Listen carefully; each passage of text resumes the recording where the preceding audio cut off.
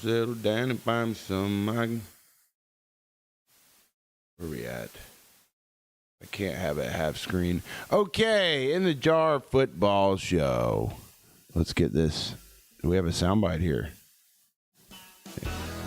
I think. Did I open with this? Did I get rid of old shine blockers there? In the jar football program. Number 204. Man, I was expecting. That's a closing joint. Yeah, so there we go. There we go. All the ladies say ho. All the hoes say yeah. That's more like it, huh? Sexy Dexy. As you can see, we're coming here live from Lexington, Kentucky. I hope the connection's good. Tried to make sure we had a good connection here. We'll be here for the week, so get used to the new setting here for the next week. In the jar football program, number 204, Sexy Dexy. Hey, that's what I'm telling you right now. That's what we're gonna talk about the majority of the episode. You got some SEC spring ball talk going around. You know, I'm in SEC country right now, so we might embark on a little bit of that. And other than that, man, listen, I'm happy as a damn clam with this Dexter trade. I was traveling yesterday, so we weren't able to get a show off. Apologize to you for that. But we're here. And I think all I want to do is talk about this Dexter Lawrence trade. Is this the best Cincinnati Bengals offseason of all time? Is my question. And so we'll get into that. I'll give you my answer to that question on today's show. I really want to give you the answer right now, and I think based on that, you know exactly how I feel about it. And I think it's because the Bengals organization acted out of character.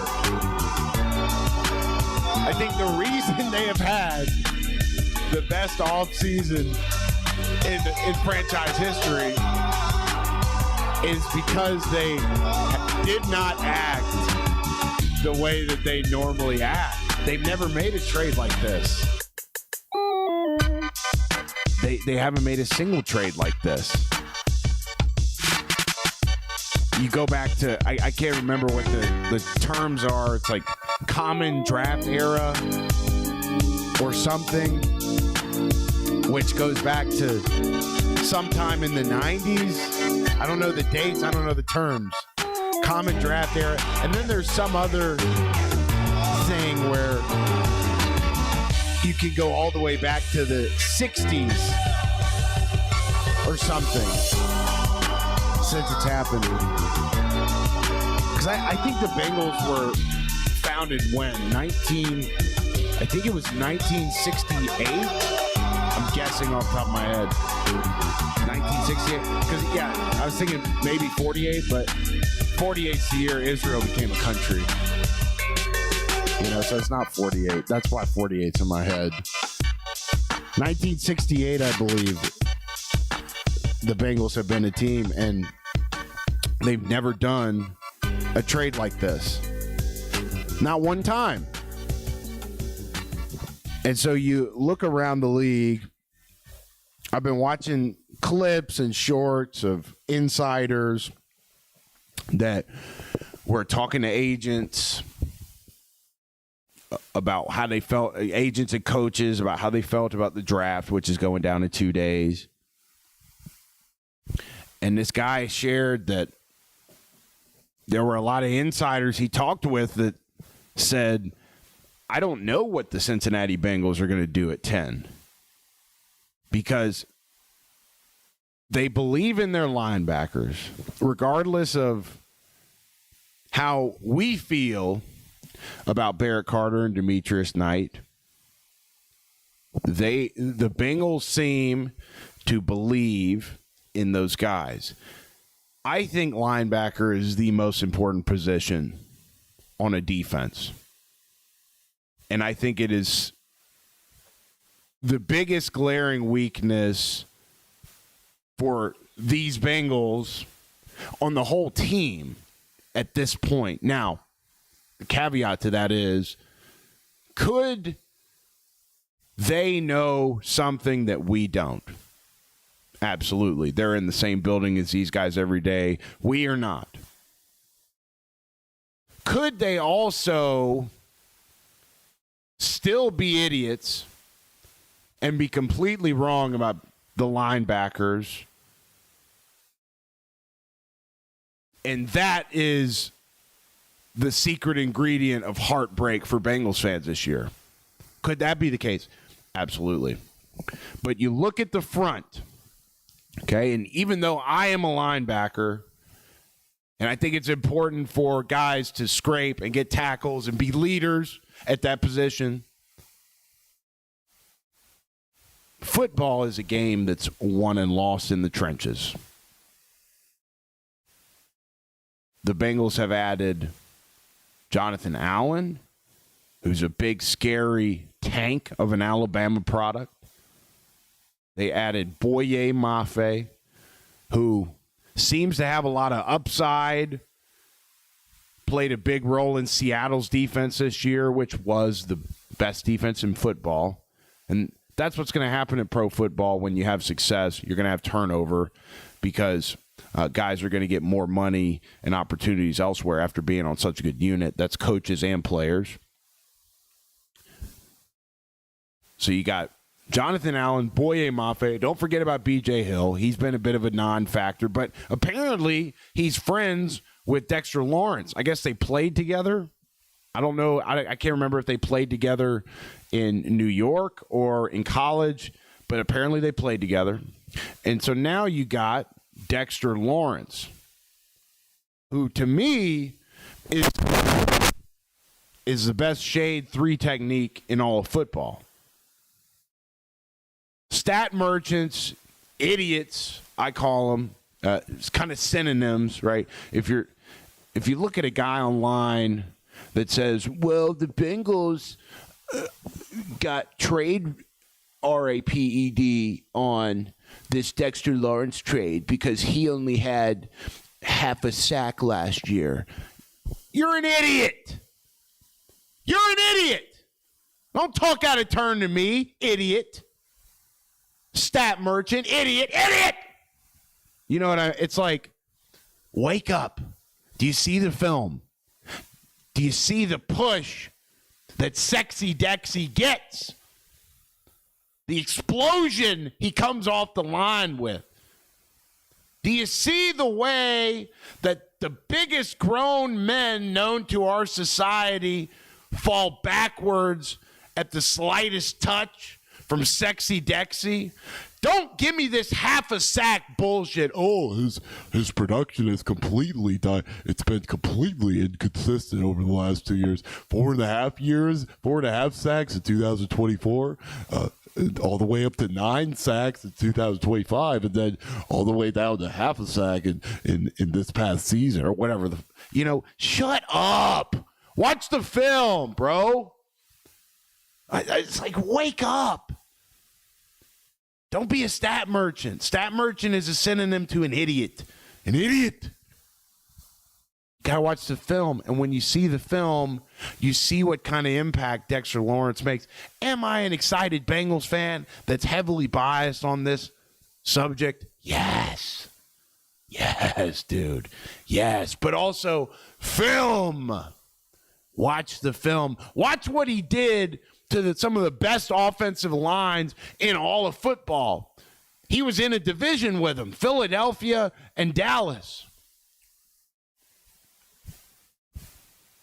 So, I mean, dude, the Bengals have never made a move like this. They've never made a splash like this. Ever. This is the last thing I expected. Like I said, I'm in Lexington, Kentucky right now, and I fly in from Phoenix to the Cincinnati airport, and every time you hit the escalator to go down to ground transportation at CVG. There's a Bengals-themed bar, and they got right on the window before you go down on the escalator, it says, who they think going to beat the Bengals? Nobody. It's a big graphic and a picture of the stadium and the logo. And I texted my buddies this yesterday. I texted my buddies a picture of it because whenever I come here for the last couple of years and I see that shit, it pisses me off. Because this goddamn team that I love so dearly can't get out of their own way, and they can't, they haven't been able to live up to their potential. And I texted my buddies that same picture yesterday, and I said, this is the first time in years that I've seen this stupid chant. I love that chant. I love it, but I only love it if we're winning.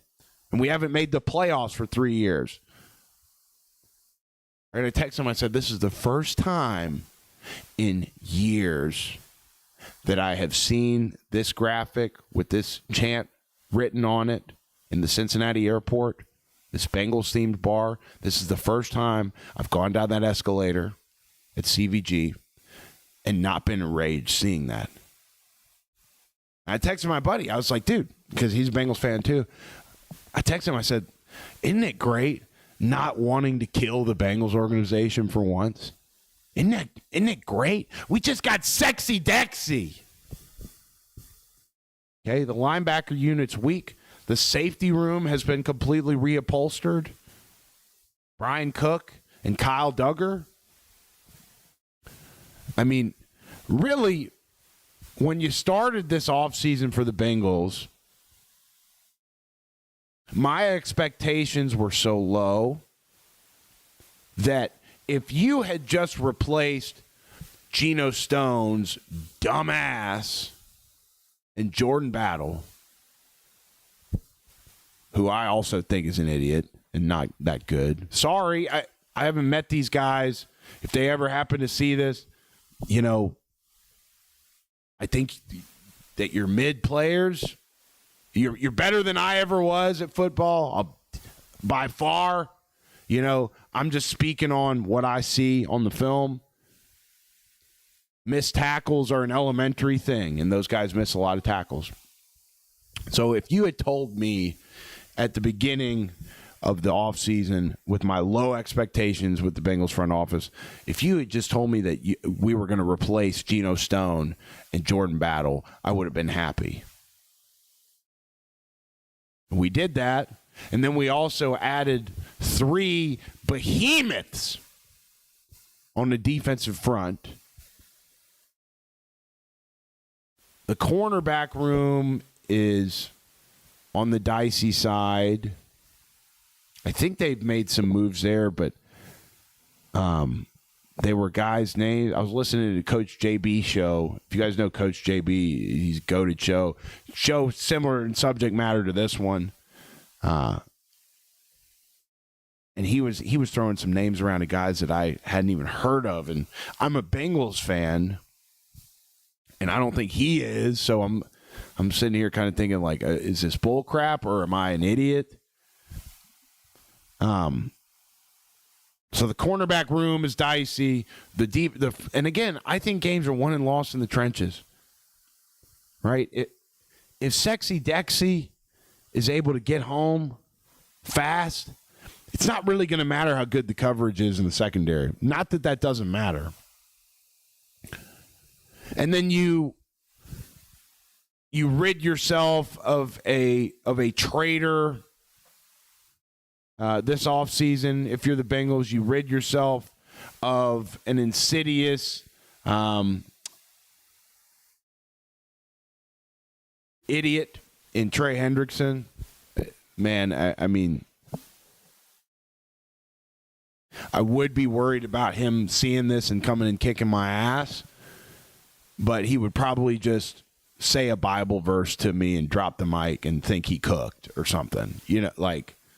Dude, this guy's so gay. Like, oh my. To go, whatever the hell that stupid pep rally in Baltimore was, to go up there in your full like stupid ass. It was like a uniform reveal. That's what it was. To go up there in your full like garb, like looking like a damn cornball, and say it's good to finally be on the right side of the ball in the AFC North. Corinthians 1-5. Like, shut up. He's gay, and he'll never have the type of season ever again that he has had in 2024. Hope I'm wrong. I never prey on somebody's downfall. This is more me clip farming right now. I do feel the way I'm saying. I do genuinely feel all these things in my heart to be true. But I mean, I don't wish him harm or anything. Let's get that out of the way. But so yeah, I mean, we're really excited about this thing, man. Really, really excited. Hope the connection's good here on our temporary set, by the way, in the Jar Football Show, where we talk about the most recent football happenings. And football can mean a lot of things to us. Golf is football. Pickleball is football. Baseball can be football sometimes, but not all the time. You guys get what I mean?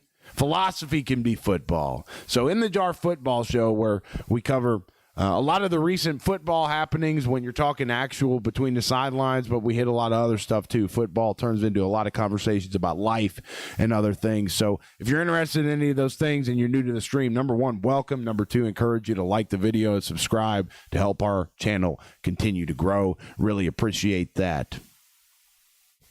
So I hope the connection is good. I hope the quality of the stream has been good so far, as we're in a new place here for a week or so before we head back to Phoenix. But I thought I was going to have more juice with the Bengals stuff. I feel like it's 17 minutes. We've got more to talk about too, by the way. I feel like in 17 minutes we've kind of exhausted the matter, beat a dead horse. That's part of having a solo podcast. I'm just over the moon, dude. I can't remember. I mean, the last time I was really excited about the Cincinnati Bengals was probably 2023, right before Burrow hurt his wrist in Baltimore. And you remember those piece of shit Ravens fans too chanting "fuck Joe Burrow" after that game, because it was a Thursday night game, I remember, and they had that Thursday night crew with like Whitworth and the hot blonde, I can't remember her name, like Carissa or something, and Richard Sherman and those guys. That crew, when that crew does a post game on Thursday night, a bunch of the fans in the stadium of whatever team won, they stay and they're down there close and they're chanting. And, I mean, before that night in 2023 when Joe Burrow broke his finger or his wrist or whatever it was, I can't remember what the injury was, that was the last time I really had hope as a Cincinnati Bengals fan. Again, and you have hope going into the Patriots game to open the 2024 season. And then I just remember after that game, that was, I can't decide whether the real turning point when I lost hope as a Bengals fan was. It was, I can't decide whether it was the Joe Burrow injury in Baltimore or when we lost to New England week one, a bad New England team that season in week one of 2024. But for sure, after that game in 2024, you could feel it in your plums. You could feel kind of a bleakness. You could feel kind of a dread that maybe that this team wasn't going to live up to its potential. And not only did they prove that intuition correct through the season there, but they continued it to and through 2025. And so, it's just, as a Bengals fan, it's almost programmed into your DNA to expect for something to go wrong at some point. And it shouldn't be that way. I don't know if I mean, there's definitely other organizations in the football and other sports that fans of that probably feel the same. You know, Browns fans probably feel that way. Jets fans definitely feel that way. I mean, Bengals fans right now, I don't know, man. I was thinking about this actually, like whether Bengals fans have it worse than everybody or had it. Again, this is past tense now because I'm excited now. But whether Bengals fans had it worse than all the other fans in the NFL because it's so maddening and enraging to see a team with such great talent not make the playoffs for 3 years in a row. It's almost like dangling a carrot and then pulling it at the last minute. That's kind of what being a Bengals fan is like. Or is it more painful to just have bleakness where you know that your team sucks and you know that your team's going to lose? I want to know like what y'all think, which one of those is worse. But I don't feel dread as a Bengals fan anymore. I mean, they've completely addressed the defense, and I'm so glad that they traded that 10 pick away. Because what people were saying around the league is that the Bengals were looking for two position groups. They believe in their backers, even though I don't think they should. They believe in their backers, so that's not a position of concern to them. So going into this draft, the Bengals were allegedly, and maybe still, not defensive tackles anymore, but before the Lawrence trade, they were looking for defensive tackles and corners. And if you look in the top 10 or the potential top 10 of the draft, you'd see that there's that kid from Tennessee. I can't remember his name, number 3 for Tennessee last year. And then there is Mansour, the corner from LSU. And so apparently there are injury concerns about this kid from Tennessee. And so teams are kind of cooling off on him. His draft stock might fall because he's got a knee issue, I think. And then you got Mansour, who then, I guess, becomes CB1 of this draft out of LSU. So maybe because of that fact, he doesn't make it to 10. Caleb Downs doesn't make it to 10. And even if he did, the Bengals made enough moves at safety and free agency that we've got our two safeties, Kyle Duggar and Brian Cook. Kyle Duggar coming over from Pittsburgh and Brian Cook coming over from the Chiefs. So even if a player like Caleb Downs was there at 10, you probably still think about taking him. But you're not going to get Arvell Reese. He's going to get drafted. You're not going to get Reuben Bain. I mean, that would really have been the best case scenario for the Bengals. And some people think Reuben Bain might go top 2 or something. You know, and so the question kind of became, like, where, like, what do and this was a conversation had amongst executives and coaches, by the way, is like, once you put all that into the equation, like, what does Cincinnati do? And then New York didn't really want to part ways with Dexter Lawrence, but Dexter was tired of it there, tired of losing. I noticed that in his press conference in Cincinnati, he praised John Harbaugh and he praised some other guys in the Giants organization. He did not talk about how he enjoyed playing for Bryant Denny. So I thought that was a significant detail that maybe some people didn't notice. And apparently he was unhappy there. And so the Bengals, man, you almost, if you're coming from my view, let's say I wanted to die on the hill I've been on for the last 3 years of this organization is inept and they can't do anything right. That side of me wants to say that a blind squirrel finds a nut every now and then. And that this was all luck, that Dexter Lawrence wasn't happy where he was at, even though he's the best defensive tackle in the game. And the Giants didn't want to trade him. But Dex not wanting to be there created this unique situation. And the Giants are a young team that's still looking to retool and build out the roster, and they already own the number 5 pick. And then they go, and then they, I don't know how the conversation started, man. Maybe they were having talks for weeks, but the Bengals get the best defensive tackle in the game for the 10th overall pick in the 2026 NFL draft, straight up. And the Bengals extended Dexter Lawrence it's either an extra year or 2 years. So they will have him, they pick up his current contract with New York, and they have him through 2029, paying him, I think, about $28 million a year. And so he's about 28 years old, 29 years old, I think. He's about my age.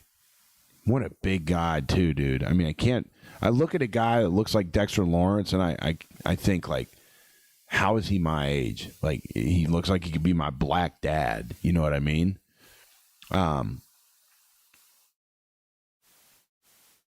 so you get him, and it's just so contrary to what the Bengals organization usually does. And maybe they wanted to shut people up like me. You imagine if those folks watched In the Jar football show? You know, maybe they wanted to shut people like me up and kind of say, like, look here, like, we are all in, bitch. We know we have the best quarterback of this generation and the best receiver of this generation, and then probably another top 5 receiver of this generation. We know. So, yes, we've done things this way for a long time, but we'll find, just to shut you up, we'll do things different. And my God, did they deliver. Every single grievance I've had about this Bengals organization went out the window when I got the Dexter Lawrence news. Every single one. I am happy as a clam. I'm excited for this team, for this season as a Bengals fan.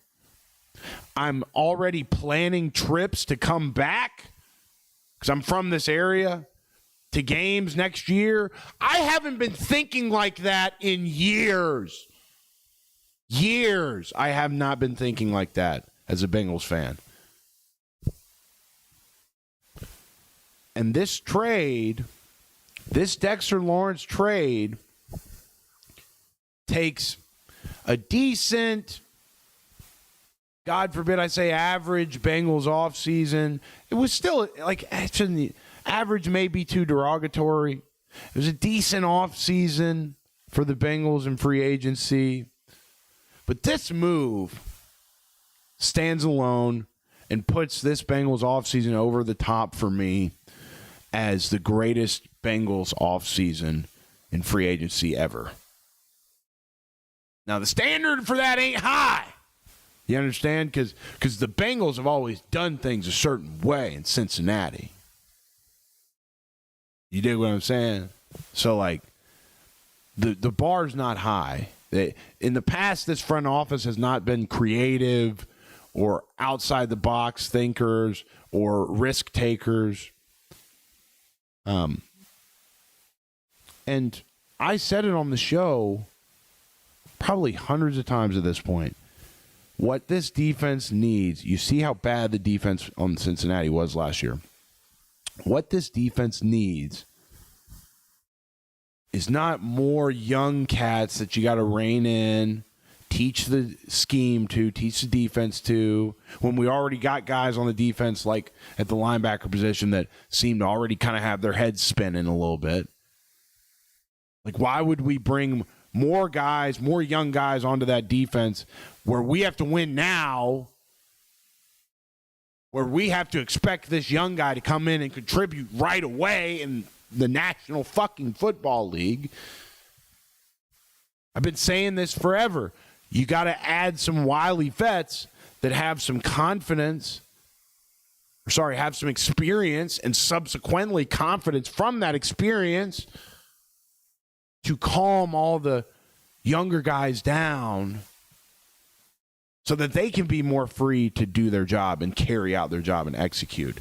Think about how much easier having Dexter Lawrence up there is going to make the lives of Barrett Carter and Demetrius Knight. And part of that comes from the confidence of a wily vet that's been in the league 6 or 7 years. Because sometimes as a Mike linebacker especially,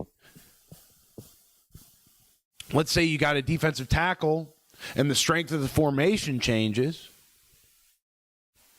Sometimes as a linebacker, if you got a young defensive tackle up there or a guy that, might not completely know what he's doing, a younger guy or whatever. I've never been in the NFL, but I'm just sharing experiences, things I've seen, heard.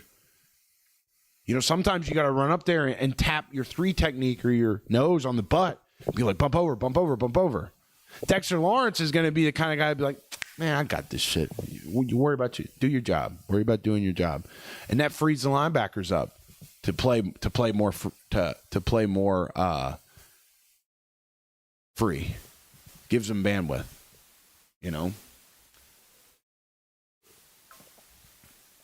So you much rather, if you're the Bengals, and they acted on this, you much rather add some proven producers with some seasoning on them.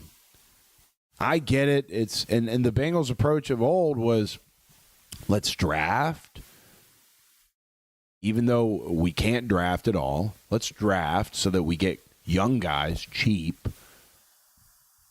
And then you get them into a 4-year contract that's cheap because they're unproven. And then you can franchise tag them twice and have them for decently cheap for 6 years. That's how the Bengals have done things in the past. This time they said, no, we're not going to be cheap. We know we have to win now, and we're going to actually act instead of just talk about being all in. And that's why I'm excited. That's why for the first time in years, I'm fired up for the Bengals season to happen. So, dang, we went for another. We've been talking about this for 30 minutes now. A lot of days is a full episode. I'd rather for the Bengals defense have a veteran that's 30 that might have less years on him, as opposed to a young guy at this point. Yeah, a team like the Giants, you're looking for young guys that you can get a good deal on, that you can get some wear and tear on them. It's like getting a brand new car off the lot. In a lot of cases. Now, sometimes these guys are already beat up from college. That's why this cornerback out of Tennessee, number 3, apparently his stock has fallen because he has concerns with his health. All right? So teams don't want to take the risk on that. But here's the thing. And another reason I feel this way about the Bengals specifically is because let's look at the last – really go back to what, 2022? Or let me think. You go back to they drafted what? They drafted Joe in 20, and then with the first round pick, and then they drafted Jamar with the first round pick in 21, and then they got T, I think, in that second round of 2021. So other than those picks, which to me were layups, you really can't find any draft picks since then that have worked out for the Bengals. You since those guys, you have not had a single draft pick be a Pro Bowler. And really you haven't had any guys significantly contribute in any capacity. So I told my buddy the other day, I said, look, I think this is a good move because if you look at the Bengals drafting from 2022 to present day, they pretty much whiffed on every single pick. Majority of them, they have completely whiffed. So I told him, I was like, I'm not expecting anything from the Bengals year in, year out in the draft. I'm not unless it's a layup like Burrow or Chase or T, like a can't miss, you got to expect the Bengals to whiff on the draft picks. And the self-awareness to deal that 10 pick on the part of the Bengals, to me, is very impressive. I didn't think that this front office had that kind of self-awareness to say, yeah, you know what, let's look at the last couple of years. Yeah, we have sucked at drafting. Let's go ahead and get a proven guy so that we can win now. Because Joe Burrow's about to be 30. Joe Burrow's my age.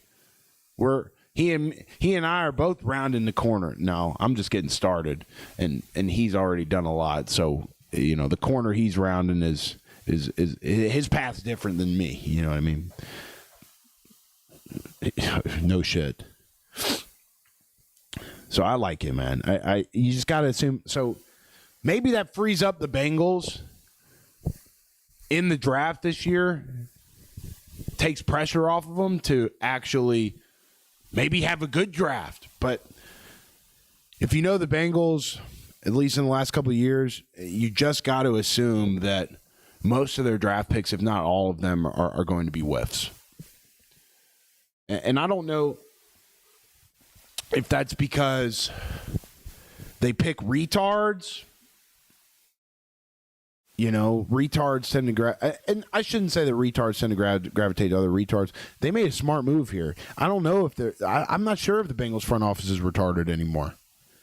Can you guys feel through the screen how good that feels for me to say that? God. So everything in this draft for the Bengals is icing on the cake. Aaron Rodgers still hasn't decided whether he's coming back. The AFC North's wide open because I think the Ravens are going to be booty. I don't think I don't believe in that new coach they got over there. I think the Ravens are going to be booty. The Browns are going to be the Browns, and the Steelers don't have a freaking quarterback. Maybe they have Will Howard. I think that's what a lot of them are anticipating, is giving Will Howard a lot of reps and seeing what kind of player he can be.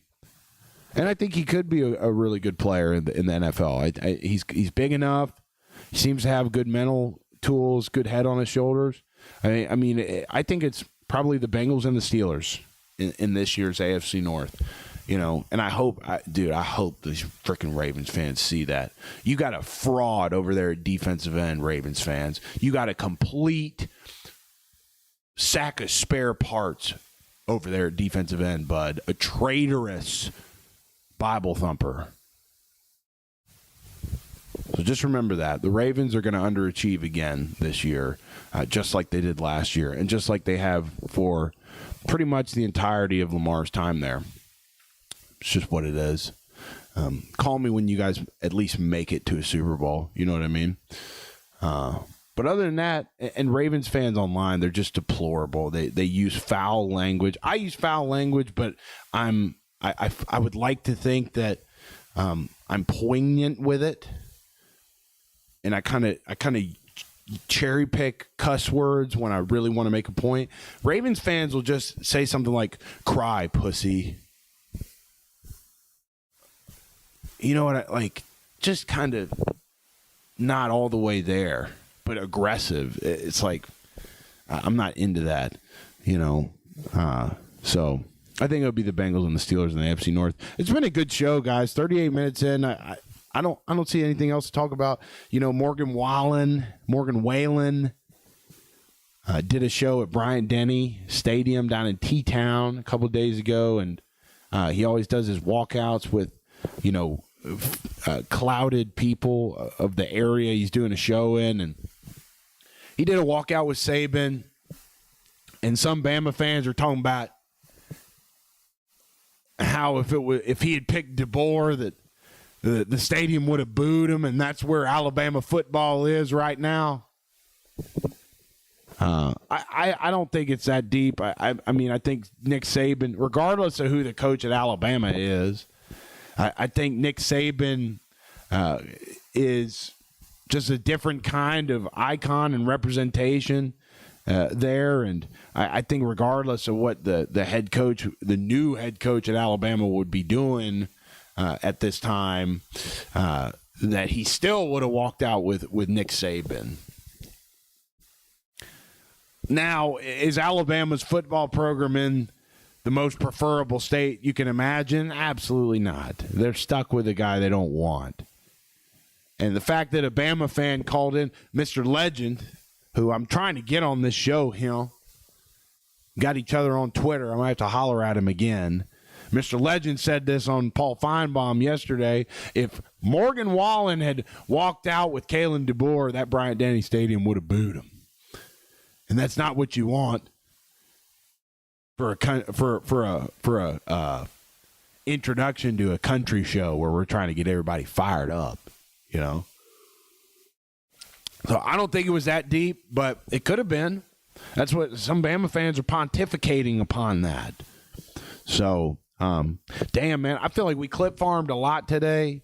I feel like there's going to be some good juice. I kind of been laying back on the clips and the marketing of the show, just kind of seeing who gravitates toward the show naturally, organically in the algorithm. But, shorts are organic too. Maybe I'm just justifying being lazy and not cutting up shorts. But I feel like we clip farmed a good bit here. And I think we put together a good, enjoyable show today. You guys let us know how you felt about it. If you enjoyed it, double tap that screen for me. It helps us out a lot. Leave a comment. I don't see anybody hollering in the chat, which is fine. But make sure you subscribe to the channel, too. We're the fast-growing football channel. I do have footage from my most recent jiu-jitsu competition. We got about 100 gigabytes of footage, and downloading that today has been a task. So I'm going to get in there very soon, edit this thing, and have this vlog ready for you guys so that you can see how my most recent grappling matches went. How's that sound?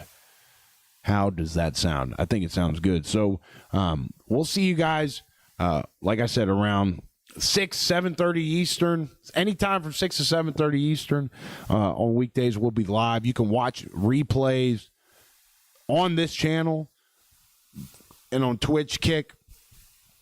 I've seen chats recently that's, people popping in and they're like, damn, I missed the show. Damn, I'm late. You can go and watch the replay on the channel. So make sure you're cognizant of that. Turn on notifications. If you really love us, you can turn on notifications and know exactly when to go live that way. So that's it. That's the show today. English Off Football Show number 204 is a fun show. I'm your host, Clark Dupree. We'll be back tomorrow. We'll be back Wednesday. We'll be back every single day this week. And sorry for missing yesterday. I didn't let you guys know. That's on me. But we're here. We're back. We continue to be here. And we'll continue to show up for you guys. So make sure you subscribe to follow along. I think we got a cool thing here. So I know we got a cool thing here. So holler at